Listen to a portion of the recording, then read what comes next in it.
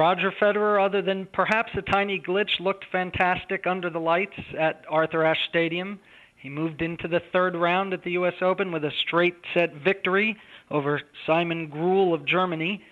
It's 36 consecutive wins now at the U.S. Open for Federer, trying to become the first man since Bill Tilden in the 1920s to win 6 consecutive championships in New York.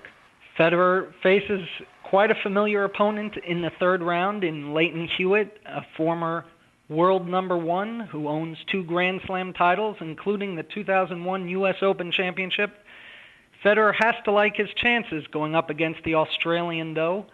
The last 13 times they've played, Federer has won all 13. Serena Williams was about as close to perfect as you can be. She needed less than an hour to beat Melinda Sink 6-1, 6-1. About the only hiccup Williams faced was when she was called for a foot fault during the first set. She paused, put her hands on her hips, and stared down the line judge for several seconds.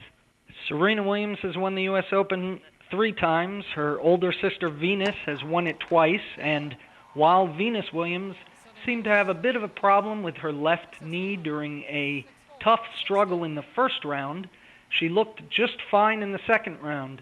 She wore a heavy bandage above and below that left knee, but was never really bothered in a straight-set victory over Bethany Matek-Sands of the United States. Asked what she thought of Venus's movement, Matek-Sands said she looked like a cat out there.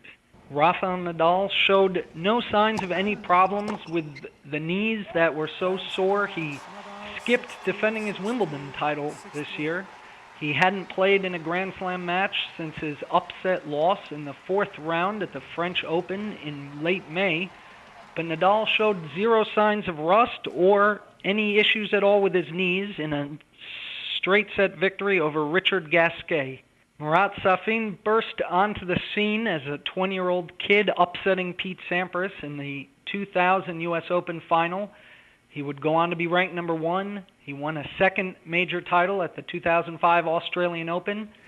But Safin will no longer be on the Grand Slam stage. He's retiring at the end of 2009, and he lost his last match at a major here in the first round at the U.S. Open.